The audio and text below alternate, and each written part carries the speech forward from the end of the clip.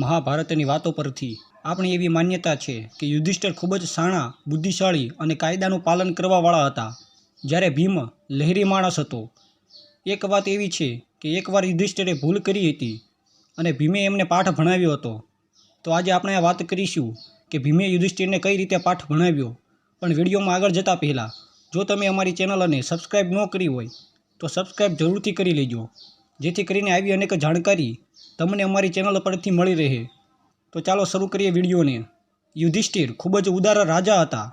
તેઓ દરરોજ રાજ્યના ગરીબ નાગરિકોને જીવન જરૂરિયાતની ચીજ વસ્તુઓ આપતા.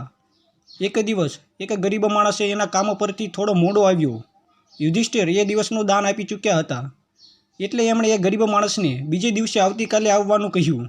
એ ગરીબ માણસને એટલી બધી જરૂરિયાત હતી કે તે ઘરે પાછો જતા રોતો હતો. ભીમે આ જોયું એટલે એણે એ માણસને પૂછ્યું કે શું થયું છે.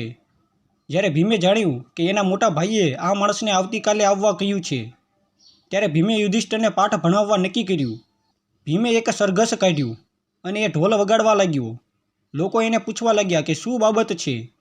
ત્યારે એ બધાને કહેવા લાગ્યો કે એના મોટા ભાઈ યુધિષ્ઠિરે સમય પર કાબૂ મેળવી લીધો છે, આથી એ એની ઉજવણી કરે છે. લોકોને સમજ ન પડી એટલે એમણે ભીમને વિગતવાર સમજાવવા કહ્યું.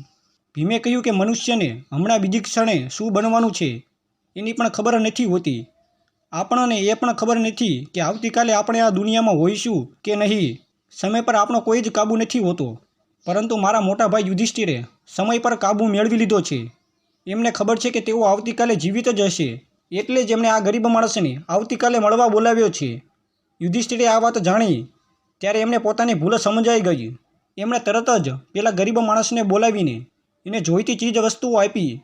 આમાં ભીમે એના શાણા ભાઈ યુધિષ્ઠિરને એક ખૂબ જ અગત્યનો પાઠ ભણાવ્યો કે કોઈ રાજાએ ક્યારેય કોઈ કામ, ખાસ તો કોઈ ગરીબ નાગરિકોને મદદ કરવાનું કામ આવતીકાલ પર ન છોડવું જોઈએ.